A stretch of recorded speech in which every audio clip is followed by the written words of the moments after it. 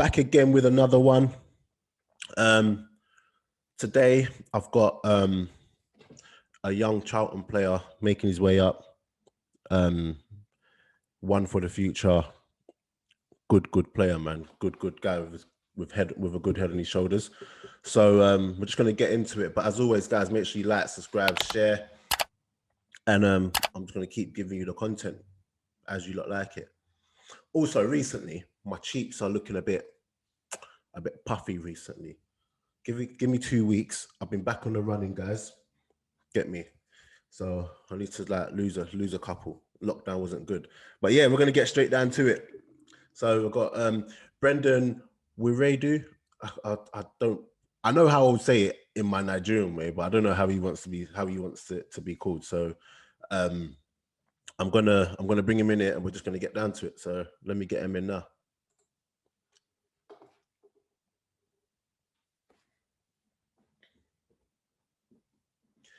Yes, my guy. What's going on? Sugar, you're on mute. 1 second. Oh, that's not a great way to start this, is it? 1 second.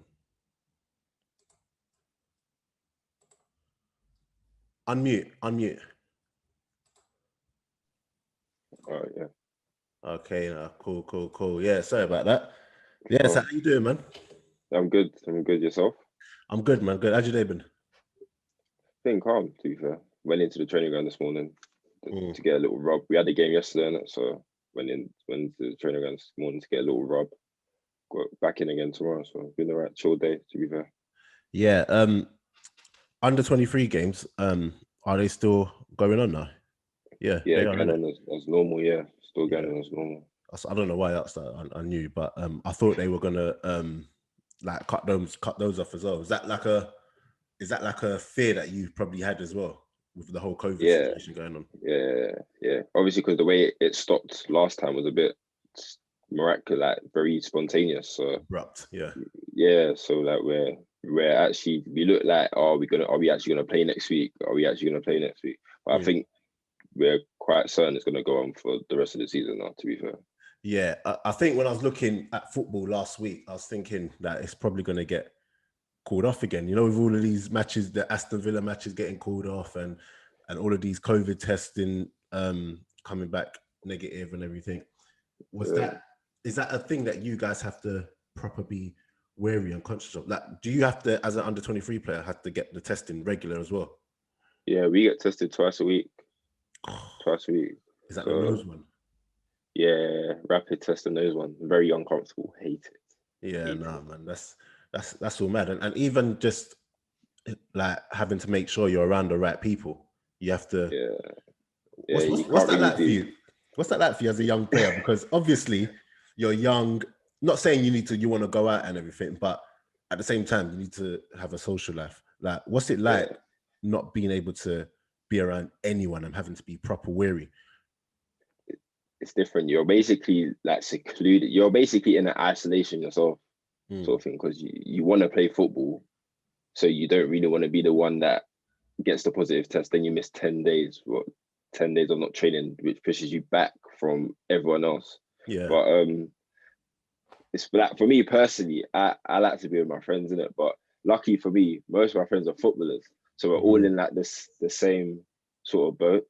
Yeah. So we do see each other, but it's normally after the testing sort of thing. So when everyone knows they're negative, and then we see each other. But it's very different to before. Yeah. So one thing I want to ask you is, with all of this COVID stuff, and they're telling you when you man score, you're not allowed to celebrate with each other. You all got to sit far away from each other and everything. Don't you think to yourself, but you're going to want us to kick each other on the pitch in a second? Personally, I don't think that makes any sense, because we come into close contact anyways. Either we celebrate or not with each other, we're actually tackling each other. Yeah. Like, we're grappling with each other. So, and to tell people not to tell people not to celebrate with each other is actually very difficult. Like, you get caught up in the moment. Like, I scored yesterday, and big up. It never once crossed my mind to not celebrate with everyone. Like, so I think for them to say that is a bit tough, but I see why they're trying to do it, but being able to implement it is going to be very tough. Yeah. So, was it a good goal? Yeah. Look, let's talk about it. You're so quick to bring it up. You didn't even allow me to bring it up. So let's talk about your goal. Like, was it a good goal? It was right, go in it. Like, someone, it was free kick. Someone flicked it on and I tapped in. Normal, them poacher ones. Okay, cool. But for those that don't know, you're obviously at Charlton. Yeah. How's your season going for you? Do you reckon?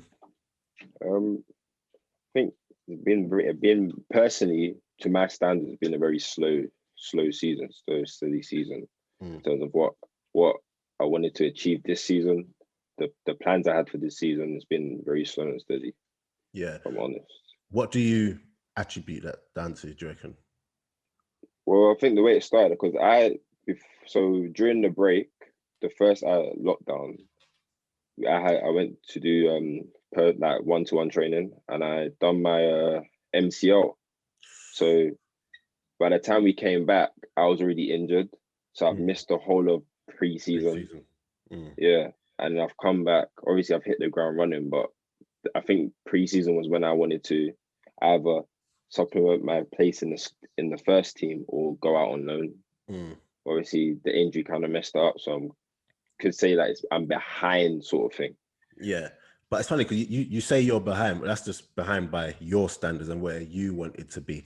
Do you know what I'm saying? But I'm pretty sure if you ask some of your peers or whatever, they'll probably say, "Nah, he's doing great. He's doing great," because obviously you made that FA Cup. Oh, can you see that on the screen? The internet. Yeah. Okay, you're back. Yeah. Okay, yeah. So obviously you made your FA Cup appearance last month. So a lot of people might be thinking, "Oh no, he's doing well. He's doing well." What was that like for you though? Coming on. I mean, not coming on. Like playing in the FA Cup game. For me, that I should be playing in them games. That's what I want. That's why I set my standards very high, and I should be playing in them games. I want to be one of those players that you see when you play in the league games, you're not really looked at to play in the FA Cup games. That's one of the players I want to be. So playing in the FA Cup game obviously is a good thing. A young player like me playing in the game against very experienced players is a good thing. But I don't really want to settle for that, if that makes sense. I want to be playing. I want to be playing week in, week out in the league. Yeah. And then being on the bench, and if needed to come and change the game, we'll bring you on to come and change the game. Yeah, I hear that. And so for you now, you've come on, done well and everything, played the game. When you hear now, okay, back to the under-23s for you. Yeah. Mentally, what does that do for you? Because you're someone, and we're going to come on to it, who you've played senior football now when you went out on loan before. So what's it like for you having to go back to the under-23s and continue to work? It's tough. Very, very, very tough. Very tough. But then I won't come and lie and say when I go back there, I'm thinking, I want to be here. At the start, I was like, no, I don't want to be playing 23s. I wasn't happy at all. But I think as time went on, I realized that if I want to be back up there, I have to be the best player in the 23s. So, and the only person who's going to do that is me. Yeah. So I think my whole mentality changed sort of towards the 23s, that if I'm going to go back up there, I have to be the best player on the pitch for not only my team, but the other team. Yeah. So what's it like having someone like Jason Newell around? I like Jace. Yeah, he's good. He's a very good. He's a character. He knows when to joke around, but then when he's serious, like he's a very serious guy. You can learn a lot from him as well. Like I think this season the most I've learned a lot from him. I've been able to speak to him more, not even just in terms of football, but even personal life as well. He's good advice. He's been through it all, so he's a good person to have to speak to. Yeah, I had him on the podcast as well, not too long ago. So he's a good guy, man. And if you're gonna learn from anyone, you're gonna learn from him. And I think one thing that sticks out with him is the fact that yes, you guys are young and whatnot, but he treats you like men. Yeah, It gives yeah, you it gives you the respect as like of being a man first before yeah. anything else. And how important is it for you? Because obviously you're growing up, so to have someone who takes you on and talks to you like a man and treats you like one, how important is that in terms of just your development, not just football but in life too?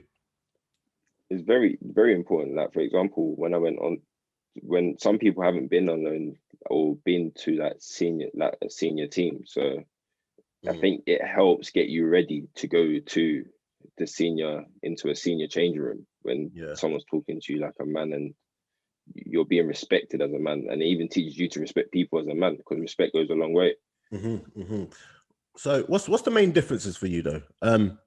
You're back in under 23s now. You played for first team a couple of times. So when we go back and look at your time at Colchester and even Bromley, what are the main differences for you between senior football, men's football, and the under 23s?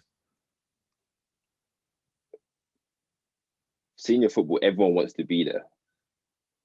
23s, you can tell not everyone wants to be there. So even when you're playing the game, it's just like sometimes people are even joking in a match. Like it's not as serious as it is first team. So, and the pace of the game is so much different. So much different. More of 23s is more technical.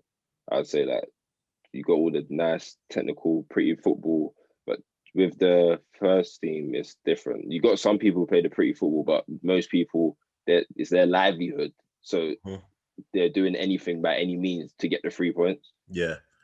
So when after you now, you're playing first team football and everything. Obviously, you don't want to come back to Charlton and be under 23s again. Yeah. So after that happens, is it whose decision is it most? Obviously, if the club want to send you out, the club have to send you out. But is it ever a thing where it could potentially just fall on you, or be a thing of a conversation between you, your agent, and the club? Like, whose overall decision was it for you to just stay and work in the under 23s? Well, partly mine, because I was like, I know I'm good enough and I want to prove that I'm good enough to get into the first team. Yeah. But the cons of that is that I am missing out first team football and I'm still playing 23s. Yeah. So I wanted to stay and not go on loan to prove that I can go into the first team and that I should be playing in the first team. So I wanted to play 23s to do that. Obviously now it hasn't worked as of yet, but now I'm thinking it might make sense for me to go on loan and actually get the experience again of being in that environment, because I'm losing out in a sense. Yeah. And it's funny because it's one that people don't really, a thing that people don't really talk about. Obviously there's the, you could fight in the under 23s for you to get your chance, or you could just go and get the men's football. What's that battle like in your head constantly when week in, week out, you might not be getting picked, but you're doing your bits for the under 23s, but you're not getting picked for the first team? What's that battle like in your head, and how hard is it to just keep mentality strong? The battle was a very, very hard battle. I'll be so honest. That that's like you said, playing 23s, I'm scoring since I've been back from injury. I've been scoring, playing well, consistent. And you're thinking, yeah, I'm doing the right things. But then when you don't get picked for the first team, you're then like, oh, so I'm doing the right things, but I'm not getting picked. Yeah. Do I really still want to be playing 23s, or should I actually go on loan and play senior football, do the right things there to prove that I'm playing senior football and I can do it senior football? Yeah. It's just like the battle is very constant. Like it doesn't stop. Basically, it doesn't stop. Not like never stops. Day in, day out, your mind can change like that within a second. Yeah. And it must be harder knowing that. So I'm looking at the table now. Charlton are what, 6th? Chasing, promotion and whatever. Like, you obviously want to give to that, and you obviously back your ability to play in League One. Is it hard to be like, you know what, I'm being disrespected here, knowing it might not actually be a personal thing, and it's just that you just got to work harder? Do you ever think that, nah, this is a disrespect, I know I'm good enough to play League One? Yeah. Well, sometimes I feel like that, but then I also feel like there must be a reason why I'm not playing. So yeah, there's one, I feel like disrespect, that I'm doing all the right things. Why am I not playing? But then on the other hand, I got to look at myself and think, what are you not doing that they don't think you're good enough to come and play? So yeah. Yeah, and I use the term disrespect very loosely. I don't mean like actual they're disrespecting you. Yeah, I know what you mean. Yeah, okay. Just when people watch this, I don't want them to now start. Yeah. Do you get what I'm saying? But Yeah. who in that Charlton team, like, do you look up to and think, what a player, or do you just try to learn from? First team I'm talking about. To be fair, there's quite a few. I mean, there's Chooks and Ike. Oh yeah. I think he's an absolute joke of a player. Yeah. A joke. Yeah, I think he's so sick. Like he's too good, way too good for League One. Yeah. Deji, Deji's a very good defender. Like even a midfielder, I think he's very good as a midfielder, as a four. Even guys like Jason Pierce. Okay. Like I think he's a very good player and a leader as well. He's with the younger lads. He's very good. So I was injured the same time he was injured, so I did my rehab with him, and he helped quite a lot. So him and Darren Prattley as well. They're both like very experienced, but they're very good with the young lads. Yeah, and it's good when you're around those players and you can actually see what it's like to be like a professional. Because Prattley, I know for a fact, is a model professional, bro. Yeah. So what's that like for you? Like taking that on and implementing that into like just your life and everything. It's in terms of like implementing in your life, like it makes you do the right things on and off the pitch. Because I've come to realize if you do the right things off the pitch, you tend to end up doing the right things on the pitch.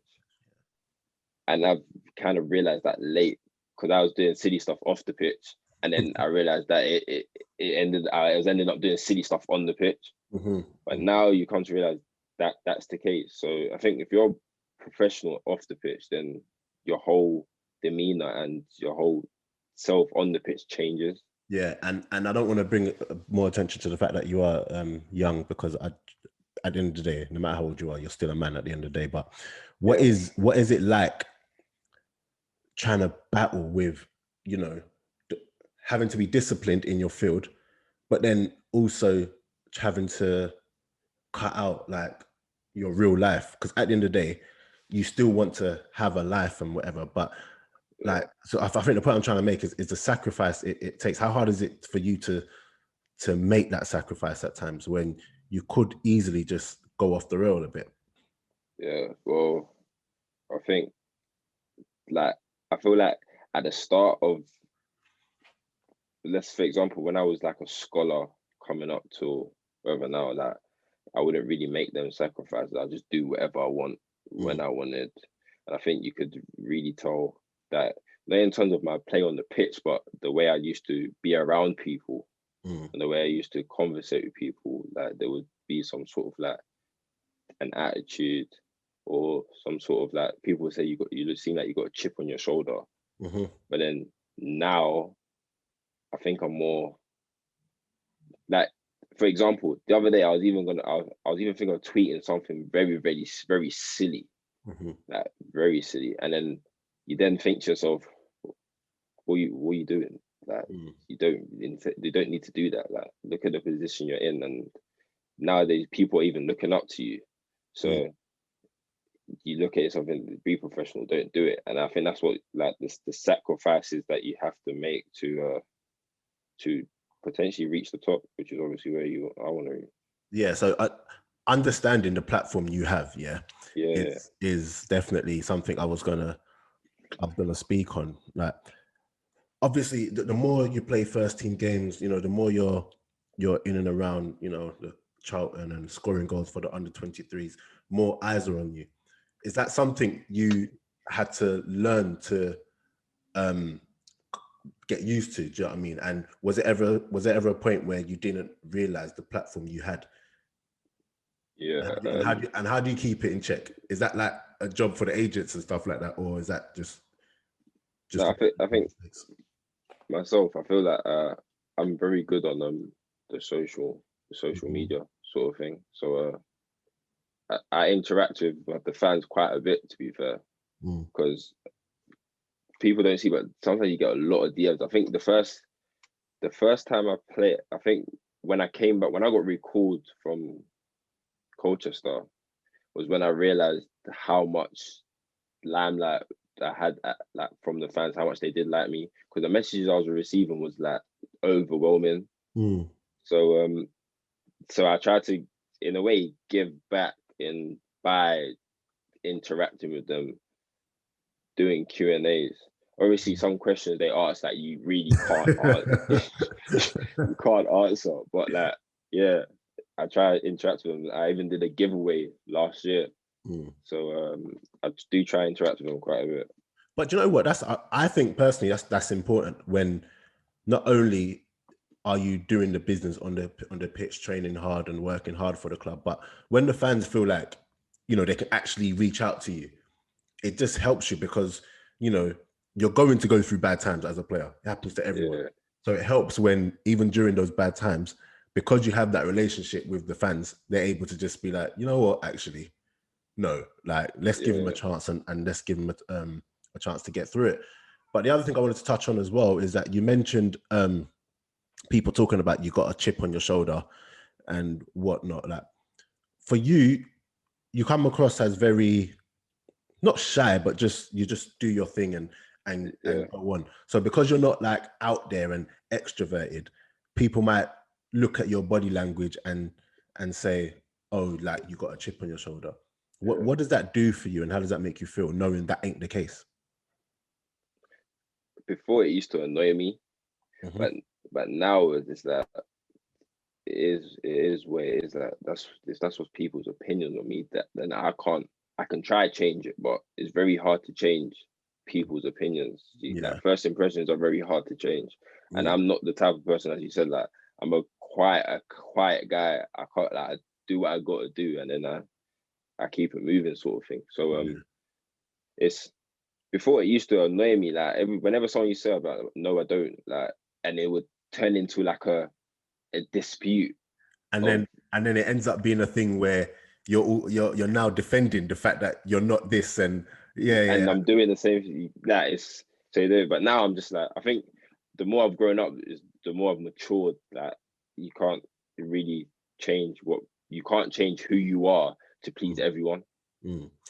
So Was there ever a point though where when where you're aware that people might be thinking or saying these things about you, so it almost for a while changes your approach to games and changes how you interact with people and almost comes across like you just got to play the game? yeah, but with me, I'm very bad at playing the game. I'm so bad. Mm, Like, I get told to play the game quite a lot, but I can't do it. It's I don't know why, but it's just not in me. I just can't do it. mm, Jason Newell has been saying it for years that you need to broaden your shoulders, just be more. Well, mm. I think it's changed. It's changed more this year because obviously I've been I've been captain in it, so it's come with a different sort of role Mm. when you're captain. So I think it's changed more this year. Mm. But before, I couldn't do the playing the game thing. And it's mad because I hear what Yuli's saying, but at the same time, you shouldn't have to do that. Yeah, You shouldn't have to do that. And get me, it's anyway. I'm just glad I'm on the other side of things now because in this social media era and everything, where all eyes are on you, and before, like a lot of the eyes were only on the Premier League, but now there's a lot everyone. on Championship, League One. I couldn't do it, man. So fair play to you, man. But was football always a thing when you were like when you're younger? Was that always what you just wanted to do, or did you just kind of fall into it? Always, Always. always. This is always. My mum's like very into football. My Mm, uncle's very into football, so that I've kind of been born into like football fanatics. They're football freaks. So yeah. I think since a very young age, I've been like, yeah, I'm gonna be a footballer. Yeah. What team did you grow up supporting? Arsenal. Love that. Love that. Love that. Let's talk about Arsenal for a second. How do you feel like they're doing this year? I don't know, man. Oh, Bro, I'm with Arsenal. you, man. I'm with you. There's times that, but it's mad because I don't even tear my shirt anymore. I just look and I'm just like, even now that we're playing well, I don't even want to get too far ahead of myself because It is what it is, we isn't could it? get carried next week. Do you get what I'm saying? But when you see Yeah, players like Emil Smith Rowe coming on now and doing his bits, and young player just given a chance, and he went on loan last year at Huddersfield and did well. What does that do for you? Because obviously it's a different team, but the situation's still the same at the end of the day. Like, you could yeah, give him your chance and then you just hit off. Does it inspire you to just go out there and just know that anything can happen? yeah. 100%. When you look at players like that, you think, yeah, you want to do that. Because I played against him, and I've known he's been a baller since we were young.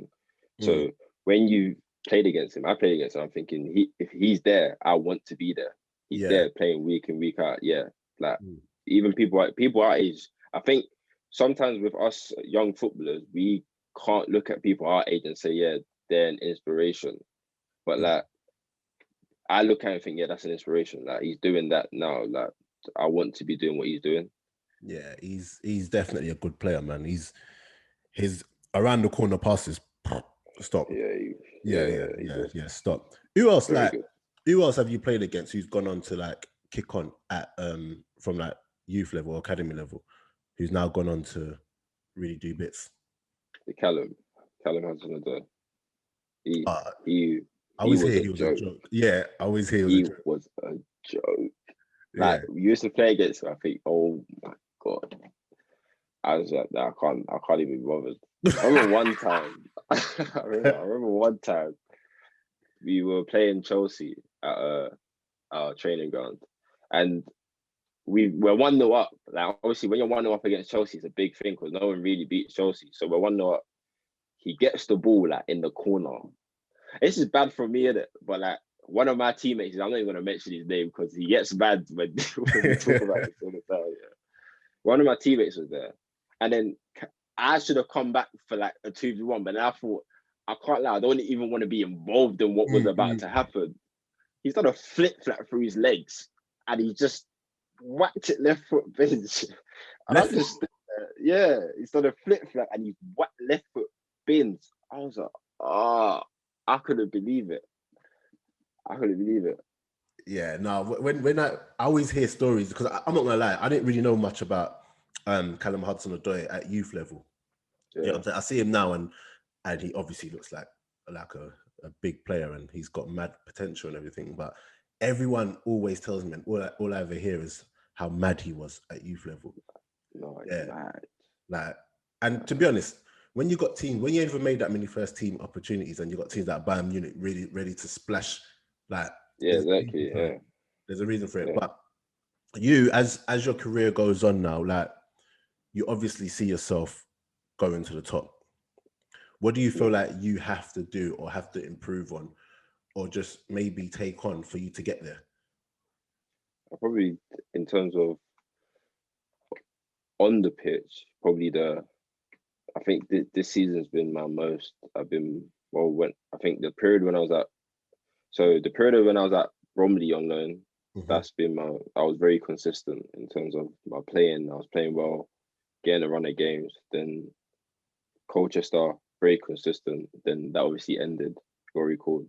And then now it's like I've been consistent. I think it's just consistent and getting a run of games. Mm. So being consistently good at a high level, getting consistent 9 out of 10, 10 out of 10 performances, Yeah. and in the match, not drifting in and out of the game, just Mm. staying in the game, Yeah. and for like the whole period, long periods of time. Yeah, I think that's something that because I remember when I was a young player coming up, that was a problem that I had. I used to have moments in games.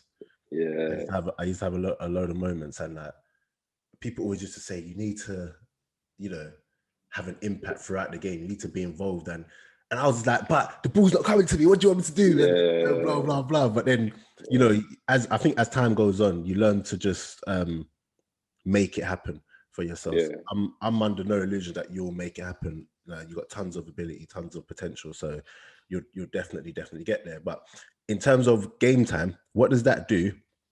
Because I always like to hear players talk about like what affects them mentally, because how much does an actual run of games for you contribute to your performances? Because sometimes you see people who have been out for like, in and out of the team, some blah blah blah, and they're not performing, and people are calling them rubbish, and I think the one that comes to my mind is Pogba. So earlier in the season, Pogba was on the bench coming on, and he weren't really doing too much. But now you give him a run of games and he's obviously performing, and people are acting like he just learned how to play football yesterday. Get what I'm saying? Like, so for you, how much does that contribute for you in terms of the run of games? For me, I think mentally, when you have a run of games, you instantly think, okay, after 3 games, you think, okay, so I'm actually playing well. This is the reason why I'm in the team. I need to keep the same standards this game.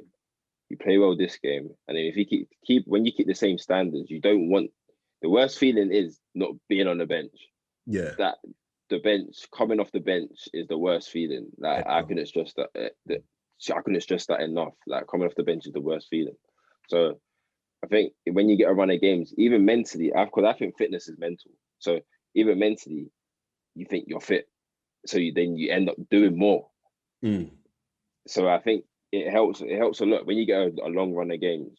It helps a lot in terms of fitness, and you're mentally free in a way of you're free. I'm playing. The gaffer's got trust in me, so I need to repay that trust. Yeah, I mean, you say fitness is mental. I used to think that until I turned 30, 31, 32. Listen, them runs, them runs are a lot harder.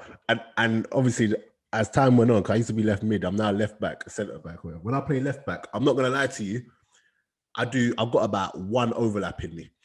I got about one overlap in me, and that's it. Like literally, I pop the ball off to you, and you do your thing. You do your thing. Listen, no, it's not happening. It's not happening. But your favorite position is centre midfield. So the reason why I asked that, because when you're young coming up, managers often kind of shoehorn you in certain areas to just for you to develop your game, and because you're young. Do you get what I'm saying? How annoying is that when you know what you can do in your position, but in order to get into the first team, you just got to play a role that is different to what you've actually been doing and caught the eye with. What's that like for you? The prime example, when I was at Colchester. Yeah. So when I was there, so I went. So how that all came about was very abrupt. So deadline day, I was in Sheffield with the 23s, getting ready to play the next day. I get a phone call just saying like, okay, so Colchester want you on loan, this, that. I was like, all right, cool, fair enough. But at that time, I didn't know they had brought me in as a right back. So because in pre-season I played as a right wing back for the first team. Yeah. And I was top scorer for the whole of pre-season. So I didn't know they brought me in as a right back. I thought I was getting as a centre midfielder. But then I've gone there a couple training sessions. The gaffer's got like, you're not a right back, you're a centre midfielder. So I was just thinking, what? Well, okay, well, I thought I was centre midfielder anyways. Right, cool. So it got to a point where I was getting a run of games there, and I was playing centre midfield week in, week out, like centre midfield. But then I think there was a bit of a dispute with Charlton at the time, because I think Charlton saw me at the time as a right wing back. And then obviously Colchester, the gaffer's not hearing it. He's just saying he's a centre midfielder. So then all of a sudden I've stopped playing games. Now I'm not in the squad no more. Like I've stopped playing games because obviously one team sees me as my parent club see me as a wing back, but then the team I'm at now think, no, like you're one of the best midfielders we've got here. I'm playing you in midfield. So I think that's a prime example of the them just So, changing your position. But yeah. that's got to be frustrating for you, man.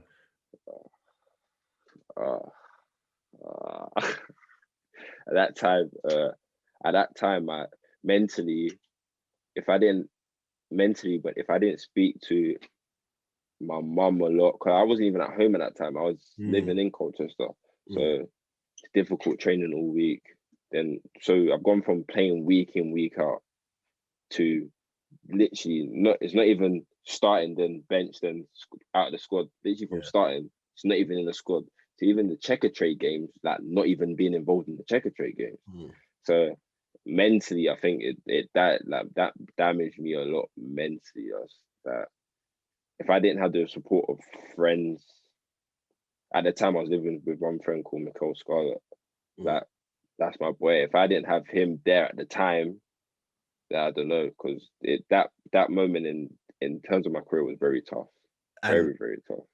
And like when you're going through these things, it's very hard to talk to people who aren't in the game. Yeah. Do you get what I'm saying? Is that a constant struggle for you as well? Like you feel like, you know, you can only really the only people who really understand it are people who have been through it or people that are currently going through it. But obviously not everyone in your life is in football. So what does that do for you? Yeah, like there's always certain, I can speak to my mum about everything, but when I speak to my mum, she's just straight like, nah, these man, you know, like I'm not hearing it. Yeah, so it's sometimes hard to speak to my mum, but I think because my friends that like I got the friendship we're very like supportive of each other sort of thing. So you can speak about stuff like that. And one person who helped me a lot at Colchester was Frank Newball. Pick him up. Good guy, man. Yeah. I spoke to him quite a bit and he helped me a lot in Colchester. So I think senior pros, being able to speak to senior pros, because he was a senior pro at the time. So, and he's very he's not serious, he's just calm, isn't it? Like the guy is an absolute, he's a joker, but he's not a joker. Yeah. He's a joker, but he's not a joker. Like me and him play FIFA quite a lot, innit? Yeah. And sometimes he wins, not often, but sometimes he wins there. And then he'll WhatsApp me, and I'm like, this guy being serious, or I don't know, we need to throw hands or something. Do you get me? He does too much sometimes. He's too funny. Yeah, no, I'm thinking about he's a good guy, man. But yeah, no, love for this, man. And you know what I mean? That hopefully the rest of the season goes well. Have you got any targets for the rest of the season? Obviously, make first team appearances, but any that which are etched in your mind that this is what I need for the from now to the end of the season. Sorry, either to go alone and play, or you want to go alone? Yeah, no, yeah. So either to go alone and play. Are we allowed to say that? Yeah. Okay. Cool. Yeah. Either to go alone and play first team football, or to if I'm not able to go on loan, because obviously COVID, the salary caps and all that. Nowadays there's loads of obstacles in the way to making that happen. So if that doesn't happen, then I'm still gonna try my best. Still make it hard for the gaffer not to notice me. Yeah. Like still scoring goals, so that it goes on Twitter, so that he can see that I'm scoring goals. I want to make it impossible for him to not see that I'm doing well. Yeah. No. Thank you so much for doing this. All the best for the season. What you got planned for the rest of the day? I'm just gonna chill. There's football on tonight, so I'm just gonna watch. I know that's why I'm not gonna lie to you. That's why I'm rushing you off. No, I'm joking. I'm not rushing you off. Who's playing today? Actually, who's the first match? I know Man United are playing. Oh, yeah, that's later on. Southampton. Yeah, I don't know who's playing first, but whoever's on. Yeah, hopefully they get carried, but I can't stand that team. But yeah, so love for that. Are you a FIFA player? Yeah. Okay, good. I got a thing where I play my guests, so I'll definitely be playing you. But I don't know, you young boys. I know you got a bit too much time on your hands, and you lot are quite good. You get what I'm saying? The best player, I have to admit, the best player I've come up against so far is Mark Boller. Oh, is it? Yeah. Middlesbrough. No, he's good. He's good, but he's good, yeah. I don't like playing him because he's cocky with it. He's cocky with it, and then he like if it's a close game, like he'll play you again. Do you get us? Because he's like, Just no. to make it. But the Yeah. moment he beats you, you're not seeing him for a long time. You're not seeing him for a long time. So Mark Bola, I'm onto you. Do you get what I'm saying? Don't worry, me and you will get it. We'll get it cracking. Don't worry, man. But yeah. So love for this. All the best again. And guys at home watching, hope you've enjoyed, or listening, however you listen. Hope you've enjoyed it. Keep liking, subscribing, sharing. This has been another one. Get in the comments, #CounterAttack Podcast. And we are out.